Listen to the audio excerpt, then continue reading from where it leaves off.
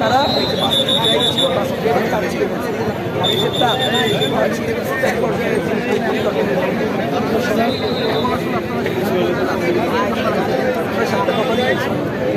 দফা দিয়েছি।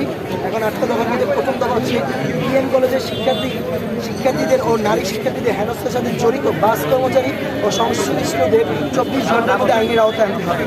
28শে জানুয়ারি 2025 শিক্ষার্থীদের উপর হামলার ঘটনায় আহত শিক্ষার্থীদের প্রাপ্য ক্ষতিপূরণ দিতে হবে।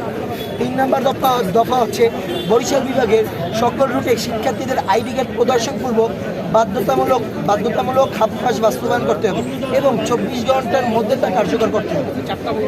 4 নম্বর তিনটা বলা হয়েছে।